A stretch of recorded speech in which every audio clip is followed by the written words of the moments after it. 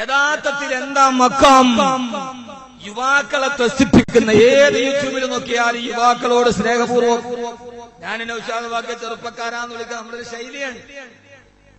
എന്നാ വിളിക്കുമ്പോ ഞാൻ വിളിക്കുന്നു ബഹുമാനപ്പെട്ട വയസ്സന്മാരെ. എന്താ മക്കാമെന്താ? ഉടമല മക്കാമുണ്ട്, ഉറമുപുറത്ത് മക്കാമുണ്ട്, മുനമ്പത്ത് മക്കാമുണ്ട്, വെളിയങ്കോട് മക്കാമുണ്ട്. എന്നാൽ അല്ലാഹുവിന്റെ ഖുർആനിൽ മക്കാമിന്റെ പരസ്യം പറയുന്നുണ്ട്. ഫീഹി ആയാത്തും ബയ്യിനാത്തും മഖാമു ഇബ്രാഹീം. അല്ലാഹുവിന്റെ ഖുർആനിൽ മക്കാമുണ്ട്. ഇനി ഖുർആൻ പറഞ്ഞ ആർക്കും ചൊറിച്ചിലുണ്ടാവില്ലല്ലോ. ഖുർആനിൽ മക്കാമ് പറയുന്നുണ്ട്. ഏതാണ് മക്കാം? മക്കാമു ഇബ്രാഹീം. മക്കാം എന്ന് പറഞ്ഞാൽ ജീവിച്ചിരിക്കുന്ന സമയത്ത് ആത്മീയതയുടെ ത്യാഗത്തിന്റെ വഴികളിലൂടെ നടന്നുപോയ മഹാന്മാരുടെ പേരുണ്ടാകുന്ന സ്മാരകത്തിനാണ് അറബിയിലെ മക്കാം എന്ന് പറയാ. ഫീഹി ആയാത്തും ബയ്യിനാത്തുൻ മഖാമു ഇബ്രാഹീം. ആ കഅബാലയത്തിന്റെ ചുറ്റുഭാഗത്ത് വിശുദ്ധമായ കറുത്ത തുണി കൊണ്ട് മൂടിക്കിടക്കുന്ന കഅബാലയമേ, കറുത്ത സുന്ദരിയേ കഅബാലയമേ. ആ കഅബാലയത്തിന്റെ ഭാഗത്തൊരു വലിയ ഒരു സ്ഫടികത്തിന്റെ ഉള്ളിലെ ഗ്ലാസ് കൂടിന്റെ ഉള്ളിൽ ചെറിയൊരു കല്ലിരിക്കുന്നുണ്ട്. ആ കല്ലിന്റെ പേരാണ് മഖാമു ഇബ്രാഹീം. 80 വയസ്സ് കഴിഞ്ഞ 90നോടടുത്ത മഹാനായ ഇബ്രാഹിം നബിയുടെ വന്ധ്യവയോധികൾ അല്ലാഹുവിന്റെ നിർദ്ദേശപ്രകാരം കഅബാലയം നിർമ്മിക്കുമ്പോ കഅബാലയത്തിന് കല്ലുകൾ വെച്ച് ഒരാൾ പക്കത്തിന്റെ മുകളിലേക്ക് എത്തുമ്പോ ബഹുമാനപ്പെട്ട ഇബ്രാഹിം നബിക്ക് കല്ലെടുത്തിട്ട് മേലോട്ട് പൊന്തിക്കാൻ കഴിയുന്നില്ല. അന്ന് ലിഫ്റ്റുകളോ എസ്കലേറ്ററോ ഇല്ല. പ്രിയപ്പെട്ട പൊന്നുമോൻ ഇസ്മായിൽ തലയിൽ ചുമന്നു കൊണ്ടുവന്നൊരു കല്ലെടുത്ത് താഴെയിട്ടിട്ട് ആ കല്ലിൽ ചവിട്ടി നിന്നു മഹാനായ ഇബ്രാഹിം നബി അലൈഹിസ്സലാത്തു വസ്സലാം. ആ കല്ലിൽ ചവിട്ടി നിന്നിട്ട് കഅബാലയത്തിന്റെ കല്ല് വെച്ചപ്പോ ചരിത്രത്തിൽ കാണാം, വലതുഭാഗത്ത് കല്ല് വെക്കാൻ പോകുമ്പോ താഴെ ചവിട്ടി വെച്ചിരിക്കുന്ന കല്ല് വലതുഭാഗത്തേക്ക് താനേ നീങ്ങും. ഈ ഇടതുഭാഗത്തേക്ക് കല്ല് വെക്കാൻ പോകുമ്പോ ലിഫ്റ്റ് പോലെ എസ്കലേറ്റർ പോലെ ഇടതുഭാഗത്തേക്ക് സ്വന്തമായി നീങ്ങും. മുകളിലേക്ക് വെക്കാൻ പോകുമ്പോ ഈ കല്ല് മുകളിലേക്ക് താഴെ വന്നു. കഅബാലയം 90ാമത്തെ വയസ്സിൽ അല്ലാഹുവിന് വേണ്ടി പള്ളി നിർമ്മിക്കാൻ ഇറങ്ങിയ മഹാനായ ഇബ്രാഹിം നബി കാല് ചവിട്ടി നിന്ന കല്ലിന്റെ പേരാണ് മഖാമു ഇബ്രാഹീം. ഇബ്രാഹിം നബിയുടെ കാൽപാദം ആ കല്ലിൽ അങ്ങനെ പതിഞ്ഞു കിടന്നിട്ടുണ്ട്.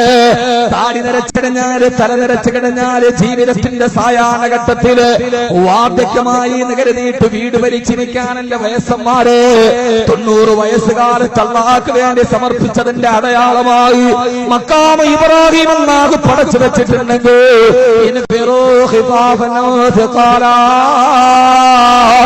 നിങ്ങൾ വൃദ്ധനാകട്ടെ യുവാകാകട്ടെ, നിങ്ങൾക്ക് കനമുണ്ടാകട്ടെ ഇല്ലാതിരിക്കട്ടെ, അല്ലാഹുവിന്റെ യുദ്ധത്തിന് വേണ്ടി ഇറങ്ങാൻ പറഞ്ഞപ്പോ മഹാനായ അബൂ തൽഹ റളിയല്ലാഹു അൻഹു ചാടിയെടുത്തു.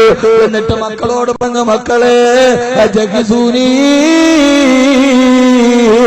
നിങ്ങൾ എന്നെ യുദ്ധത്തിന് തയ്യാറെടുപ്പിക്ക. വന്ധ്യവയോധികനായ ശരീരത്തിന്റെ തോല് മുഴുവന് ചുക്കിച്ചുളിഞ്ഞ വാപ്പ മക്കളോട് പറഞ്ഞ, മക്കളെ പടച്ചത്തയിട്ടിരാ, വാളെടുത്തിട്ടെന്റെ കയ്യിലെത്താ. മക്കള് പറഞ്ഞു, വേണ്ട ഉപ്പ, നിങ്ങൾ വാർദ്ധക്യത്തിലല്ലയോ,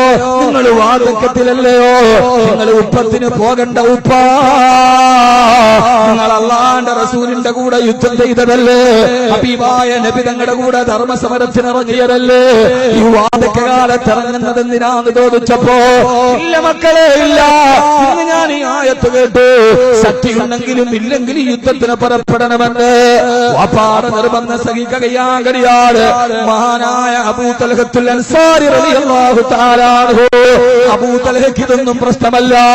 കാരണം എന്തെന്നറിയോ, അബൂ തൽഹ റളിയല്ലാഹു അൻഹുവിന്റെ ചരിത്രം നിങ്ങൾ കേട്ടിട്ടുണ്ടാകും. അത് പറയുമ്പോ പൈസ പിരിക്കണമെങ്കിൽ കണ്ണീരിൽ കുതിർന്ന കഥ പറയുന്ന ചരിത്രമാണ് അബൂ തൽഹത്തുൽ അൻസാരി റളിയല്ലാഹു അൻഹു. വിശുദ്ധമായ ഖുർആനിൽ ആയത്തിറങ്ങിയപ്പോ ലൻ തനാലുൽ ബിർറ ഹത്താ തുൻഫിഖൂ മിമ്മാ തുഹിബ്ബൂൻ, നിങ്ങൾക്ക് ഏറ്റവും ഇഷ്ടപ്പെട്ട അല്ലാഹുവിന്റെ മാർഗത്തിൽ ചെലവ് ചെയ്യാറ് നിങ്ങളാര് സത്യവിശ്വാസികളാവില്ലെന്ന ആയത്തിറങ്ങിയപ്പോ തനിക്ക് ഏറ്റവും ഇഷ്ടപ്പെട്ട എന്ന് പറയുന്ന ഈത്തപ്പഴത്തോട്ടം അല്ലാഹുവിന്റെ റസൂലിന്റെ മുമ്പിൽ സദഖ ചെയ്തിട്ട് നബിയേ എനിക്ക് ഏറ്റവും ഇഷ്ടപ്പെട്ട ഈത്തപ്പഴത്തോട്ടം അങ്ങേക്ക് വേണ്ടി ഞാൻ സദഖ നൽകുകയാ. ആ സദഖ കൊടുത്ത ബീർഹാവ് തോട്ടം എവിടെയെന്ന് നിനക്കറിയോ? മദീനത്തെ മസ്ജിദുൻ നബവി വിപുലീകരണം നടത്തിയപ്പോ ആ മസ്ജിദുൻ നബവിയുടെ ഉള്ളിലാണ് ബീർഹാ എന്ന തോട്ടം ഇപ്പോഴുള്ളത്. നമ്മളിപ്പോൾ നിസ്കരിക്കുന്ന മസ്ജിദുൻ നബവിയുടെ ഉള്ളിലാ തോട്ടത്തിന്റെ ഭാഗമാണ്. സദഖ എത്ര വലുതാണ്! അബൂതൽഹ കൊടുത്ത സദഖയുടെ സ്ഥലത്ത് നിന്ന് ലക്ഷക്കണക്കിന് ആളുകൾ സുജൂദ് ചെയ്യുകയാ. ഇങ്ങനെയെല്ലാം റബ്ബിന് വേണ്ടി കൊടുത്ത അബൂതൽഹത്തുൽ അൻസാർ റളിയല്ലാഹു അൻഹു യുദ്ധത്തിന് വേണ്ടി പുറപ്പെട്ടു. വന്ധ്യവയോധികനാണ്, 80 വയസ്സുണ്ട്. അതേവരെ അല്ലാഹുവിന്റെ റസൂലിന്റെ കൂടെ കരയിൽ കിടന്ന് യുദ്ധം ചെയ്ത മരുപ്പറമ്പുകളെ തന്റെ ശരീരത്തെ പരിചയാക്കി വെച്ചിട്ട് ഇസ്ലാമിന്റെ ശത്രുക്കളോട് ദിശണത്വം പോലെ പോരാടി അബൂതൽഹ റളിയല്ലാഹു അൻഹു. ഉസ്മാൻ റളിയല്ലാഹു അൻഹുവിന്റെ കാലഘട്ടമാണ്. അന്ന് യുദ്ധം നടക്കുന്നത് കടലിലെ യുദ്ധമാണ്. കടലിലെ യുദ്ധമാണ്. കടലിലാണ് യുദ്ധം നടക്കുന്നത്. അതേവരെ അല്ലാഹുവിന്റെ റസൂലിന്റെ കൂടെ മരുഭൂമിയിൽ യുദ്ധം പങ്കെടുത്ത അബൂതൽഹ റളിയല്ലാഹു അൻഹു മെഡിറ്ററേനിയൻ സീയിൽ വെച്ച് യുദ്ധം നടക്കുകയാണ്. 100 കണക്കിന് കപ്പലുകൾ കെട്ടിവെച്ചിട്ട് ആ കപ്പലുകളുടെ കെട്ടിവെച്ച കപ്പലുകളുടെ മുകളിൽ യുദ്ധം നടക്കുകയാണ്. മഹാനായ അബൂതൽഹ മെഡിറ്ററേനിയൻ കടലിന്റെ തിരമാലകളുടെ ചാഞ്ചാട്ടമാടുന്ന 100 കണക്കിന് കപ്പലുകൾ കെട്ടിച്ചേർത്ത് വെച്ചിട്ട് അതിന്റെ മുകളിൽ യുദ്ധം നടക്കുകയാ. മഹാനായ അബൂതൽഹ റളിയല്ലാഹു അൻഹു യുദ്ധം നടന്നുകൊണ്ടിരിക്കവേ മഹാനവറുകളെ രോഗബാധിതനായ അബൂതൽഹ റളിയല്ലാഹു തആല അൻഹു മെഡിറ്ററേനിയൻ കടലിൽ കെട്ടിവെച്ച കപ്പലിന്റെ മുകളിൽ മഹാനവറുകളെ ഷഹീദായി. പ്രിയപ്പെട്ട വൃദ്ധന്മാരെ, കരയുദ്ധത്തിൽ പങ്കെടുത്തിട്ട് ഇസ്ലാമിന്റെ നിലനിൽപ്പിന് വേണ്ടി ആദർശത്തിന്റെ രണഭൂമിയിൽ പോരാട്ടം നടത്തിയ ആമാശയത്തിന് വേണ്ടി ആശയത്തെ പണയം വെക്കാട് ലോകത്തിന്റെ ഇസ്ലാമിന്റെ പ്രതിരോധ ശക്തികൾക്കെതിരെ പ്രതിരോധത്തിന്റെ കന്മതിലുകൾ തീർത്ത കാരിരുമ്പിന്റെ കരുതലും കന്മതിലും കരുത്തുമുള്ള അല്ലാഹുവിന്റെ റസൂലിന്റെ പ്രതിരോധത്തിന്റെ പടയാളികളിൽപ്പെട്ട അബൂതൽഹ റളിയല്ലാഹു അൻഹു ആ കപ്പലിൽ വെച്ചിട്ട് ഷഹീദായി. മഹാനവറുകളെ രോഗബാധിതനായി, മഹാനവറുകളെ വഫാത്തായി. സഹാബത്തിന്റെ ഉള്ളിൽ എന്ത് ചെയ്യണമെന്നറിയില്ല. മഹാനവറുകളുടെ മയ്യത്ത് കബറടക്കണ്ടേ? എന്തോ ഒരു ചരിത്രമാണിത്. സ്ഥിരകളെ ലഹരി ഭരിക്കുന്ന ഡേവിഡ് ബെക്കാമിന്റെയും നെയ്മറിന്റെയും റൊണാൾഡോയുടെയും കഥ കണ്ടിട്ട് കാൽപന്ത് കളിയിൽ കാലുകൾ കിടക്കുന്ന മാന്ത്രിക കാലുകളുടെ പാടവത്തിന്റെ തനിമ കണ്ട് അവർ മനസ്സിന്റെ ഉള്ളിൽ ആരാധിക്കുന്ന എന്റെ പ്രിയപ്പെട്ട ചെറുപ്പക്കാരാ, ഞാനീ പറയുന്നത് നെയ്മറിന്റെ കഥയല്ല, ഇത് റൊണാൾഡോയുടെ കഥയല്ല, ഇത് റൊണാൾഡിനിയോയുടെ കഥയല്ല, ഇതൊരു യുവത്വത്തിന്റെ കർമ്മസരതയുടെ കഥയല്ല. 80 വയസ്സായ വൃദ്ധന്റെ കഥയാണിത്. മഹാനവറുകളെ കബറടക്കണ്ടേ? കടലിൽ അങ്ങനെയാ കബറടക്കുക. അവസാന സഹാബത്ത് എന്ത് ചെയ്തെന്നറിയോ? 100 കണക്കിന് കപ്പലുകളെ കെട്ടിവെച്ചതിൽ നിന്ന് ഒരു കപ്പലിന്റെ കെട്ട് വേർപെടുത്തി മഹാനവറുകളുടെ മയ്യത്തെടുത്തിട്ട് കപ്പലിലേക്ക് വെച്ച് ആ കപ്പലും കൊണ്ട് മെഡിറ്ററേനിയൻ കടലിലൂടെ നീന്താൻ തുടങ്ങി, തുഴയാൻ തുടങ്ങി.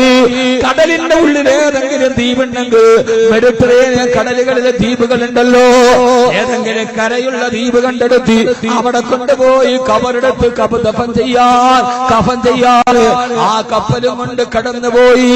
ഏതാണ്ട് 10 ദിവസത്തോളം ആ മയ്യത്തുമായി കടലിലൂടെ കറങ്ങി നടക്കുകയാ. ഈ പ്രസംഗമെടുത്തിട്ട് ആർക്കെങ്കിലും മനസ്സിലാവുന്നില്ലെങ്കിൽ, നാളെ ട്രോളന്മാർക്കോ യുക്തിവാദികൾക്കോ മനസ്സിലാവുന്നില്ലെങ്കിൽ, 10 ദിവസം ഒരു മനുഷ്യന്റെ ഡെഡ് ബോഡി എങ്ങനെയാണ് കേടില്ലാതെ കപ്പലിരിക്കുന്നതെന്ന് ചോദിച്ചാൽ ഇത് ഇസ്ലാമിന്റെ ആദർശത്തിന്റെ പ്രസംഗമാണ്. ഇത് പുലുവരിക്കപ്പെടുന്ന വികലമായ വിശ്വാസത്തിന്റെ പരിസംപ്രേഷണമല്ല. അല്ലാഹുവിന്റെ റസൂലിന്റെ പ്രിയപ്പെട്ട സഹാബ 10 ദിവസത്തോളം മയ്യത്ത് കടലിലൂടെ കൊണ്ടു നടന്നിട്ടും വകാന യഖ്റുജു മിൻ റിഹിഹി മഹാനുകളുടെ ശരീരത്തിൽ നിന്ന് സുഗന്ധം വരുമായിരുന്നു അത്രേ. ആ ശരീരത്തിനൊരു കേടുമില്ലായിട്ടില്ല. ആ ശരീരം അങ്ങനെ തന്നെ വക്കാനനായിമാ. ചരിത്രത്തിൽ കാണാം, ഉറങ്ങിക്കിടക്കുന്നവനെ പോലെ മഹാനവറുകൾ മരിച്ചു കിടക്കുകയാ. അവസാനം ഒരു ദ്വീപ് കണ്ടെത്തി. ആ ദ്വീപിന് കൊണ്ടുപോയി കബറടക്കിയിട്ട് മഹാനവറുകളെ കബറടക്കി. ചരിത്രത്തിൽ അബൂ തൽഹ റളിയല്ലാഹു അൻഹുവിനെ കബറടക്കിയ ദ്വീപേടെന്ന് ആർക്കും അറിയില്ല. സഹാബത്ത് അവിടെ എഴുതി വെച്ചിട്ടുമില്ല, അതവിടെ രേഖപ്പെടുത്തിയിട്ടുമില്ല. 80 വയസ്സിന്റെ വാർദ്ധക്യത്തിന്റെ ജീവിതത്തിന്റെ ആയുസ്സിന്റെ അവസാന ഘട്ടത്തിൽ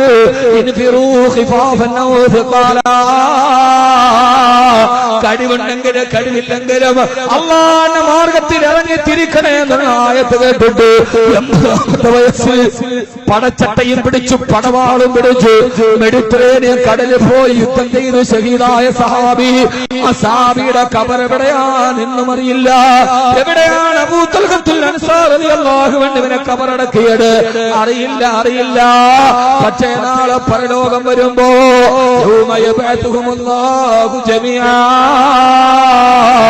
മുഴുവൻ ആളുകളും അവരവരെ കബറടക്കിയ സ്ഥലത്ത് നിന്ന് പരലോകത്തേക്ക് എഴുന്നേറ്റ് വരുമ്പോ മെഡിറ്ററേനിയൻ കടലിന്റെ തിരമാലകളുടെ ആഴക്കടലുകളുടെ തിരമാലയുടെ താരാട്ട് കേട്ടിറങ്ങുന്ന അബൂ തൽഹത്തുൽ അൻസാരി റളിയല്ലാഹു അൻഹു എവിടെയാണോ തന്നെ അവരടക്കിയത് അവിടെ നിന്ന് പരലോകത്ത് എഴുന്നേറ്റ് വരുമെന്നുള്ള കാര്യം ഉറപ്പാ. അതുകൊണ്ട് ഞാൻ എന്റെ സഹോദരങ്ങളോട് ജീവിതം എന്നത് തളരാനുള്ളതല്ല. യുവാക്കളെ, വൃദ്ധന്മാരെ, 80 വയസ്സുകാരന്റെ കഥയാണ് ഞാൻ ഈ പറഞ്ഞത്. ഈ ലോകത്തിന് മുമ്പ് നമ്മൾ തലകുനിക്കാനുള്ളവരല്ല.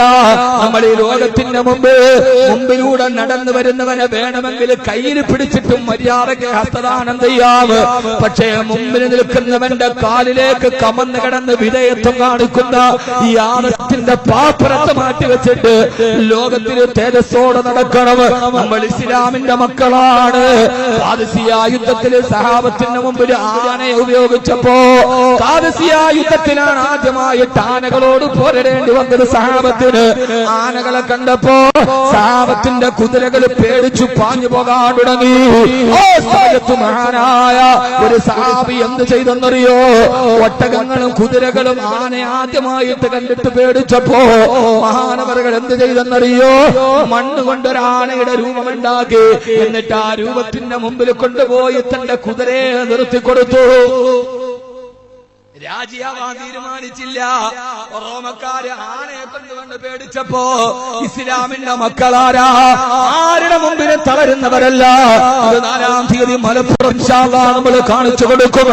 രാവണന്മാരുടെ മുമ്പിൽ ആയുധമില്ലാതെ യുദ്ധം ചെയ്യാൻ കഴിയുന്ന ആദർശത്തിന് ആയുധമുള്ള ഒരു സമൂഹത്തിന്റെ തലമുറയുടെ വക്താക്കളാ ഈ പറയുന്നത്. ആരെന്നറിയോ?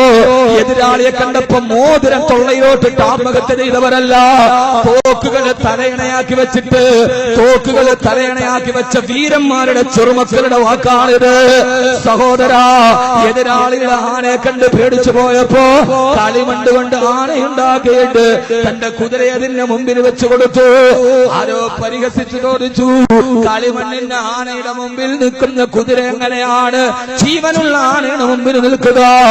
ആ സമയത്ത് മഹാനവറുകൾ പറഞ്ഞതെന്തെന്നറിയോ? അള്ളാന്റെ ശത്രുക്കെതിരെ കുതിരപ്പുറത്ത് ഞാൻ യാത്ര ചെയ്യുമ്പോ ആനയെ കണ്ടിട്ട് എന്റെ കുതിര പിന്തിരിഞ്ഞാൽ എനിക്ക് ഷഹീദാവാൻ കഴിയില്ലല്ലോ. എനിക്കെതിരാളികളെ പേടിയില്ല. എന്റെ കുതിരക്ക് ആനയെ കണ്ടിട്ടുള്ള പേടി ഞാൻ മാറ്റിക്കൊടുക്കുകയാണെന്ന് അസ്ഹാബുൻ നബിയിൽ മുസ്തഫ സല്ലല്ലാഹു അലൈഹി വസല്ലമ